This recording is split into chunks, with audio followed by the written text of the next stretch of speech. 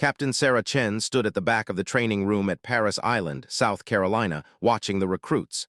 They were in their 4th week of basic combat training. They were beginning to understand discipline. They were beginning to understand what it meant to be a Marine, and they were terrified of the drill instructors. That was the way it was supposed to be. Sarah had been assigned to Paris Island 3 months ago as an observer and consultant. Her official title was Training Assessment Officer. Her real job was to evaluate the training methods being used at the base and make recommendations for improvement. She'd served in the Marine Corps for 22 years. She'd been a combat officer. She'd been wounded in combat. She'd received medals for valor. She knew what good training looked like, and she knew what training that crossed the line looked like. The drill instructor she was watching today was Gunnery Sergeant Marcus Webb. Webb had a reputation. He was known as a tough trainer. He was known as someone who pushed recruits to their limits. And he was also known as someone who had complaints filed against him every few months. Complaints about methods that were questionable. Complaints about language that was inappropriate. Complaints that seemed to go nowhere because Webb had allies in command, and because nothing he did was technically against the rules. Sarah was here to change that. She'd come to Paris Island to observe training methods and to identify drill instructors who were pushing the boundaries of what was acceptable. Webb was one of the names that had been flagged, so Sarah was here to watch him do his job. Webb was conducting an inspection of the recruits' barracks. He was checking their uniforms, their weapons, their equipment. He was looking for imperfections, and he was making a point of yelling at recruits when he found them. But then he noticed Sarah. She was standing at the back of the room, out of the way, not interfering, just observing. She was wearing her dress uniform, which identified her as an officer. But she wasn't wearing a name tag. Most people wouldn't recognize her rank or her position just by looking at her. Webb walked over to her. "Can I help you?" he asked, and his tone suggested that she was in the way, that she was interrupting, that she didn't belong here. "I'm just observing," Sarah said politely. "Please continue with your inspection." "Who are you?" Webb asked. "Captain Sarah Chen, Training Assessment Officer." Something flickered across Webb's face. It might have been recognition. It might have been irritation. Whatever it was clear that he didn't like having an observer. "Well, Captain," he said, and there was something in the way he said Captain that made it sound like an insult. "I'm going to continue my inspection, and if you have any questions about my methods, you can file a report. But I think you should know that my methods work. My recruits are the best trained Marines in this battalion." He turned back to the recruits and continued his inspection. But something had changed. He was performing now.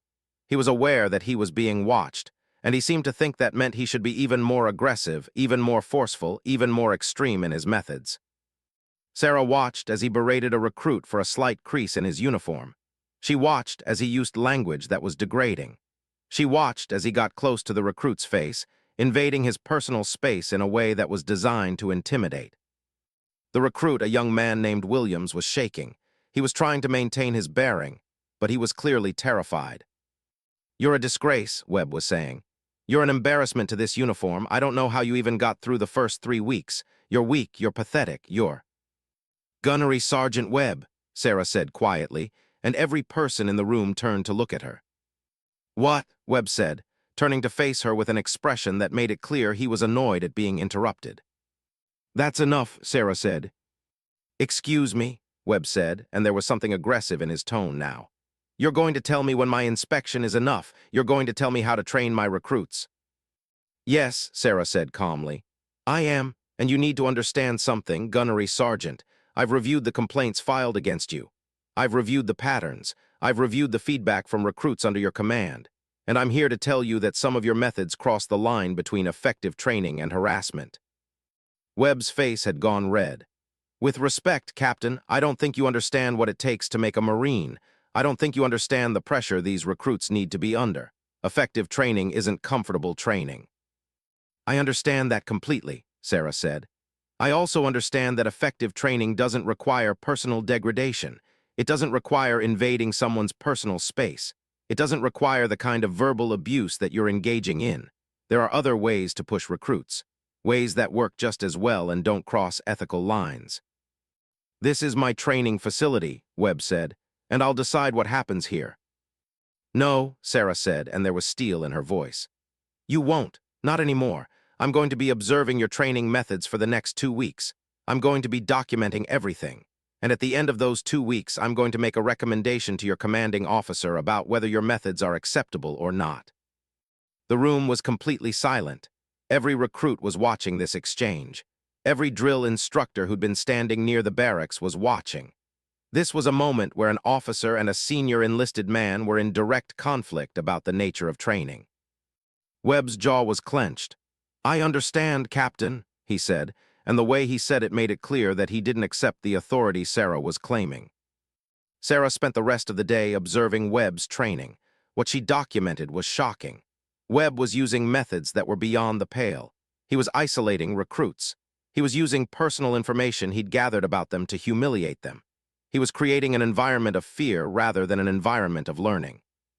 And at one point, when a recruit named Marcus Johnson asked a legitimate question about his assignment, Webb had responded by saying, "Women shouldn't be allowed in this military anyway, so I'm not taking advice on how to train real Marines from someone who's probably just a paper pusher."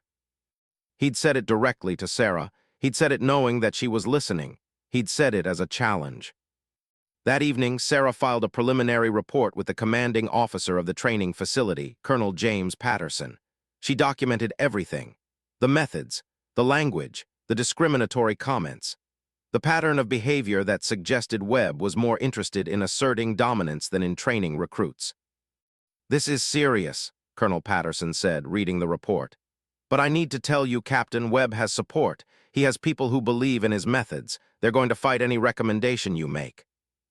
"I understand," Sarah said, "but what I documented isn't opinion, it's fact, and it violates training protocols. Something needs to be done." What Sarah didn't know was that her report was going to trigger a series of events that would lead to a moment she could never have predicted. 3 days after Sarah filed her report, Colonel Patterson called her to his office. He looked uncomfortable. "I've been getting calls," he said. "I've been getting calls from people in higher command who are interested in what you've documented. They want you to present your findings at a formal review board. The review board will include the commanding general of the recruit training facility, representatives from the Marine Corps leadership, and some people from the Pentagon." "When?" Sarah asked. "Friday, 2 days from now, at 1400 hours. Sarah prepared her presentation carefully. She collected video footage. She collected recordings of training sessions. She documented the complaints that had been filed against Webb previously. She created a timeline showing the pattern of questionable behavior. She was thorough. She was meticulous. She was professional.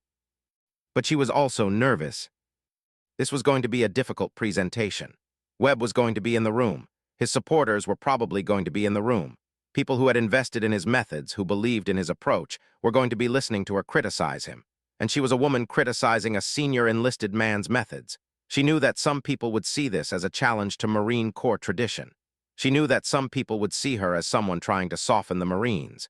She knew that there would be resistance. Friday arrived. Sarah walked into the review room at 1350 hours.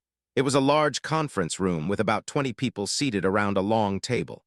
At the head of the table was Brigadier General Walter Mitchell, the commanding general of the recruit training facility.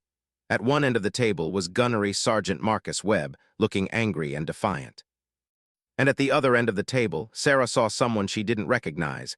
It was a woman in Marine dress uniform. She was seated with the senior officers, not with the enlisted personnel. She was watching Sarah walk in with interest. General Mitchell called the meeting to order. "We're here," he said, "to review concerns that have been raised about training methods at this facility. Captain Chen has prepared a presentation. Captain Chen, if you would." Sarah stood and began her presentation. She walked through the documentation. She showed video footage. She showed the pattern of behavior. She made a careful, professional case that Webb's methods violated Marine Corps training protocols. When she finished, there was silence. Then Gunnery Sergeant Webb spoke. "General Mitchell," he said, "I respect Captain Chen, but I have to say this is overblown. What I do is train Marines, hard training, demanding training. The kind of training that creates the best Marines in the world. Every complaint that's been filed against me has been from recruits who are weak, who couldn't hack the training, who are trying to excuse their own inadequacy by blaming me." He turned to look at Sarah. "And with respect, Captain, I think what we have here is someone who doesn't understand what it takes to train Marines. Someone who thinks training should be comfortable. Someone who thinks we should coddle these recruits instead of pushing them to be their best. There was a murmur of agreement from some of the officers in the room. Then the woman at the other end of the table stood up. "Gunnery Sergeant Webb," she said, and her voice was calm but carried weight, "I have a question for you." Everyone turned to look at her. Captain Chen has presented video footage and documentation showing specific instances of harassment and abuse. She's presented a pattern of complaints. She's presented evidence that your methods violate Marine Corps protocols. Do you have documentation showing that your methods produce better outcomes than other training approaches? Webb started. "Do you?" the woman interrupted. "Do you have data? Do you have metrics? Do you have anything other than the assertion that your way works?" "My recruits are the best trained," Webb said. "That's not data," the woman said. "That's an opinion. Captain Chen has presented data, she's presented documentation, she's presented evidence, and I'm asking, do you have anything comparable?" Webb was silent. "I didn't think so," the woman said. She turned to General Mitchell.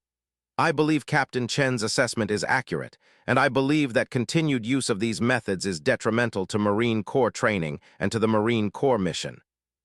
General Mitchell looked at the woman, and Sarah could see that he was waiting to hear more.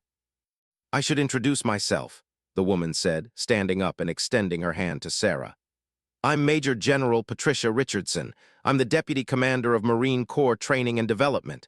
I'm here on behalf of the Commandant of the Marine Corps." The room went completely silent. Sarah shook General Richardson's hand, and she could feel something shift in the atmosphere of the room. General Richardson wasn't just anyone. She was one of the highest-ranking women in the Marine Corps. She reported directly to the Commandant. She was someone whose opinion mattered deeply. "Captain Chen," General Richardson said, and she was speaking loudly enough for everyone to hear, "your presentation was thorough. Your documentation was meticulous. Your analysis was professional, and your conclusions are correct.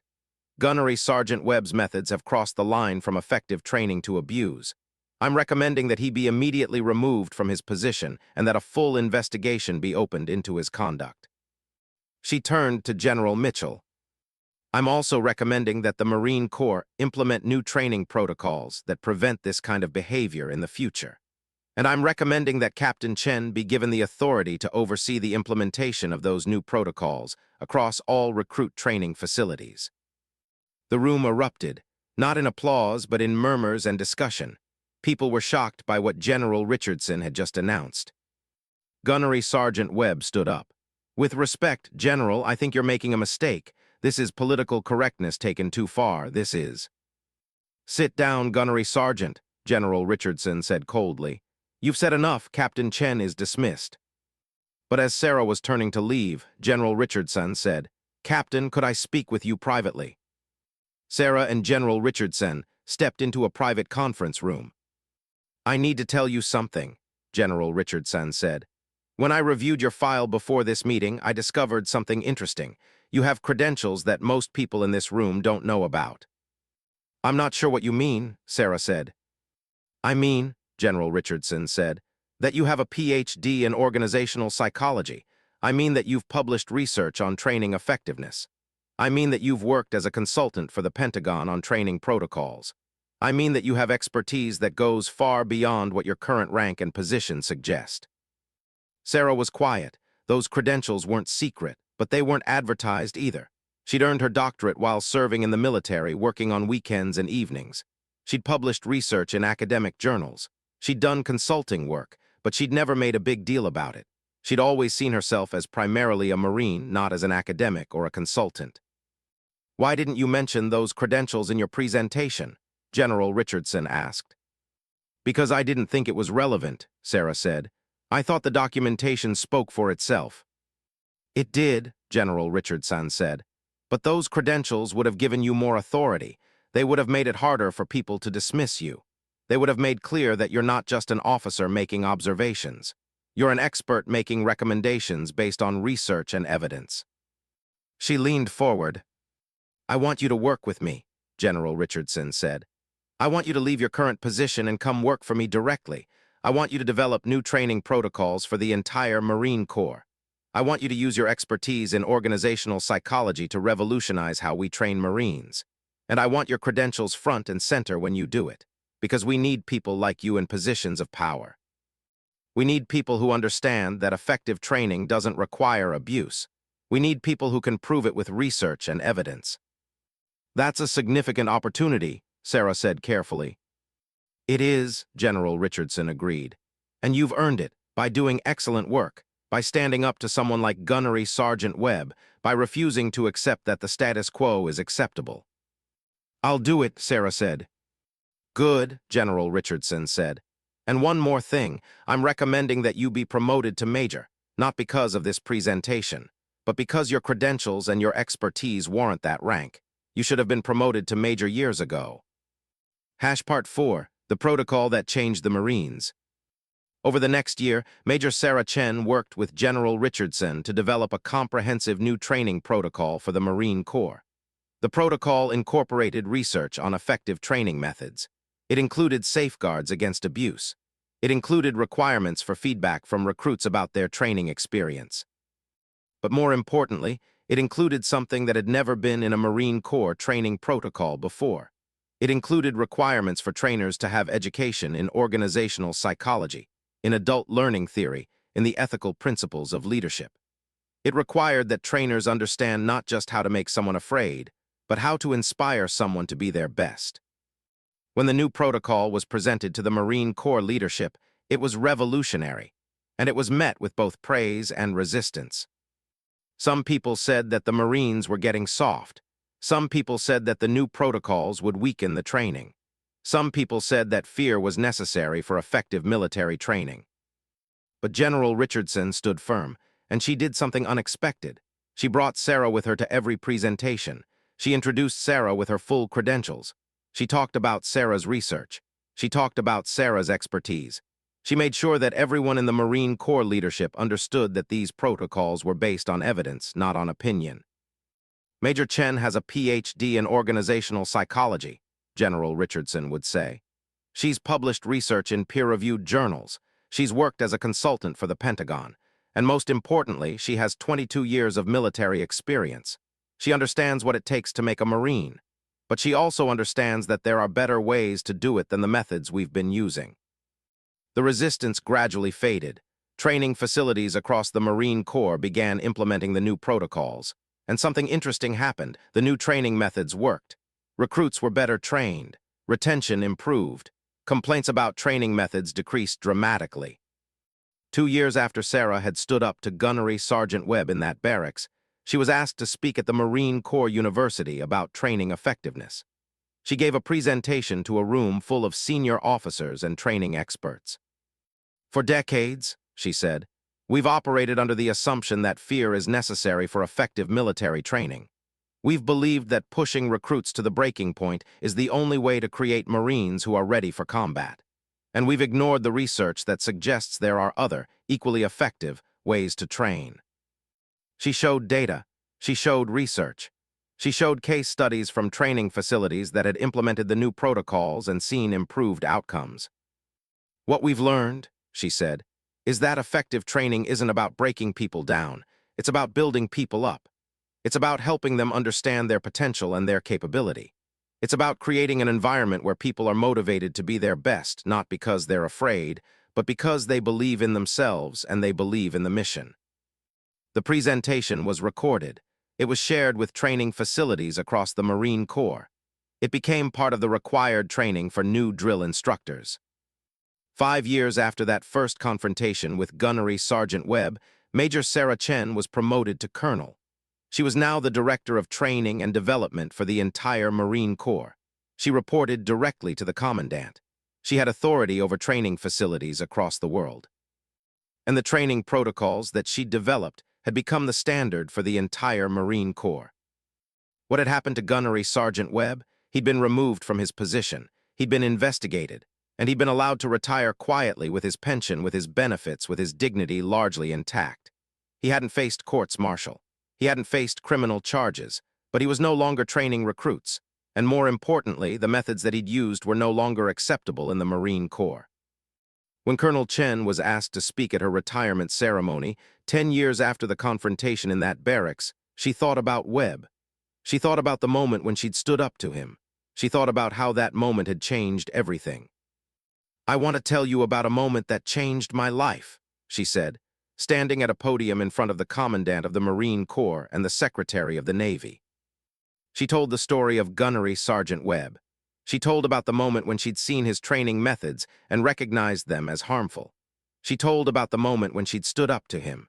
She told about the moment when General Richardson had arrived and had used her authority to support Sarah's position. "But here's the thing," Colonel Chen said. "General Richardson used my credentials. She didn't just support me. She made sure everyone in that room understood that I had expertise, that I had research, that I had a PhD, that I wasn't just an officer making an observation. I was an expert making a recommendation based on evidence." She looked out at the audience. "For years, I'd hidden my credentials. I'd downplayed my expertise. I'd thought that being a good Marine meant not drawing attention to myself. But when I stood up to Gunnery Sergeant Webb, when I was willing to be seen for who I really was, everything changed. I was promoted. I was given opportunities. I was able to implement systemic change." She continued, "I'm telling you this because I want the next generation to understand. Your credentials matter. Your expertise matters. Your voice matters. And if you're not using those things to advocate for change, you're doing yourself and your organization a disservice." After she retired, Colonel Chen created a foundation called the Protocol, dedicated to helping military officers at all levels understand and implement evidence-based training methods. The foundation worked with the Pentagon. It worked with military academies. It worked with training facilities around the world. 10 years after her retirement, Colonel Chen received a visit from a young female captain. The captain was struggling with her position. She was in a training facility where some of the old methods were still being used. She was trying to advocate for change, but she was meeting resistance. "They don't take me seriously," the captain said. "They think I'm just trying to be politically correct. They think I don't understand what it takes to train Marines." Colonel Chen listened, and then she said something that the captain would remember for the rest of her life. "Show them your credentials," Colonel Chen said.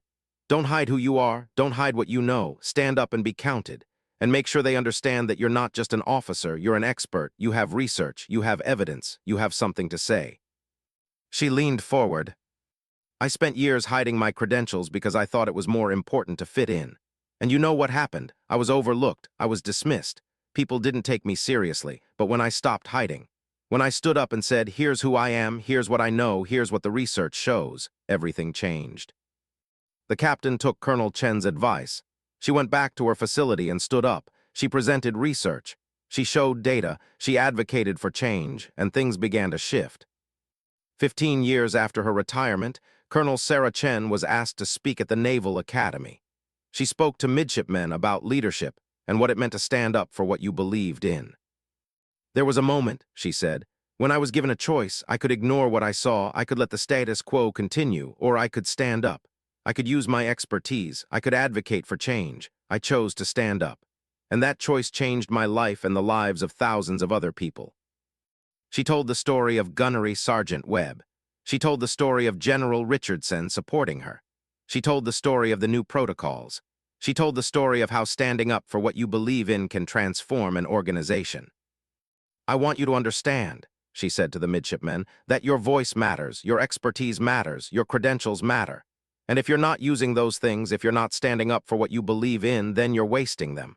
Use your voice, make people listen, change the system from the inside out." 20 years after that first confrontation in the barracks at Paris Island, the Marine Corps training protocols that Colonel Chen had helped develop had become the model for military training across all the branches. They'd been adopted by the Army. They'd been adopted by the Navy. They'd been adopted by the Air Force. They'd been adopted by militaries around the world. And all of it had started with a moment when a woman in a training barracks had stood up to a drill instructor and said, "That's enough." That one moment, that one act of courage, that one willingness to use her expertise and her credentials and her voice had changed everything. Not just for her, but for every recruit who would go through basic training from that point forward. For every trainer who would understand that effective training didn't require abuse. For every organization that understood that you could demand excellence without breaking people. Because sometimes, standing up to someone who's using their authority to humiliate others is the most important thing you can do. And when you do it, when you use your credentials and your expertise to back up your stand, when you find allies who believe in you, then you change systems. Then you save people from harm. Then you create a better organization. That was the legacy of Colonel Sarah Chen, not just her own advancement, but the transformation of military training across the world, all because she was willing to be seen, all because she was willing to use her credentials, all because she was willing to stand up. And that made all the difference.